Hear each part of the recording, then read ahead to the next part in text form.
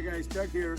Today's video, I'm going to title it the things you can't learn on YouTube. So, I mean, we have a reputation for fixing tough horses, and I credit that to a few different things, but the most important is, you know, the leadership and how we get that leadership, and some of the tough topics to talk about. And one of those is whips and spurs. So today I'm going to demonstrate how we use a whip, and it's going to be a dressage whip. We use a lunge whip, a dressage whip. You know, I can use whatever we use for tap is to generate respect. And I'm going to talk about and demonstrate that today is how we, you know, if you're using a whip to make a horse go and you can throw that whip away and you don't need it anymore after a period of time, you're on the right track. But if you need that whip all the time to make your horse go, if you can't go ride without your whip, and that's an ongoing thing, you are, in my opinion, not on the right track, right? So a whip or a spur or any kind of motivation device is not to make our horse go. It's to teach them respect from us as a leader and from the command that we give them as a leader to be soft and movable. So first I want to talk about the whip and how to use it. So, you know, I find people when they use the whip, they just use it enough to make a horse go.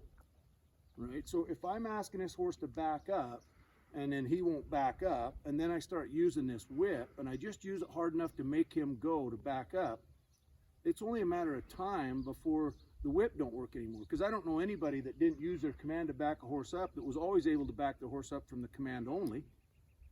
It's when things go south and you lose that respect from the horse. When it's new and fresh, you can always back them up. We learned that from teaching babies from the ground up. It's when that horse says, no, I don't want to back up, or I got a little bit of fear of what's behind me in the trailer, or you're trying to make me stop and I don't want to stop and I've had some punishment to stop, or whatever the case may be. If my command is forceful, the tap is not going to do you any good.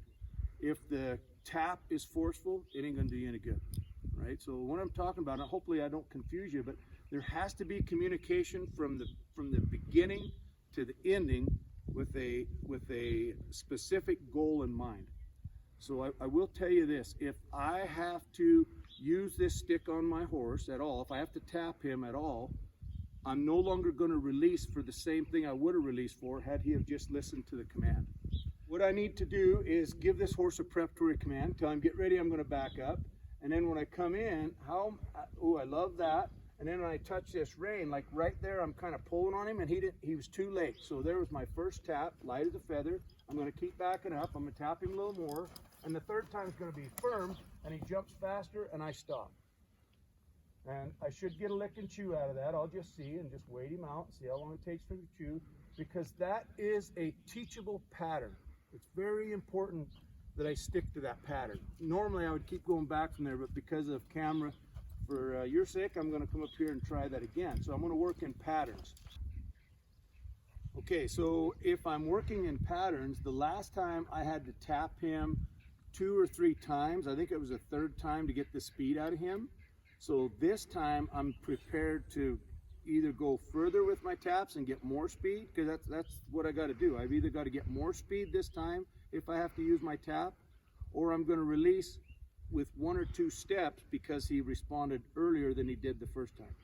And those are the patterns that really teach a horse. So it doesn't matter what I do with a horse, I got to do it at least 3 times, you know, and sometimes 2 times to get a clear read on them as they get further along 2 times. And what I mean by that is when I turn on, I got to give him a prep. I can't just go up there and push on him. I got to give him a prep, say, get ready, I'm going to push you. And then as I step in there, and his nose comes in, there, see, I barely had to touch that line, and he started moving his feet, right? So if he's that responsive to the command, I don't need to go further. So he's going to learn from motivation, not from this bloody stick whacking him, because you can whack a horse all day long and let the horse teach you that. If you got to keep whacking him to make him go all the time, you can't get rid of the stick. That tells me the stick is not doing it, right? But it's the motivation of how far he had to back up and how fast he had to back up. That's the magic. Now we're giving away a lot of our secrets right now, so you know, it's important for you to understand just that part.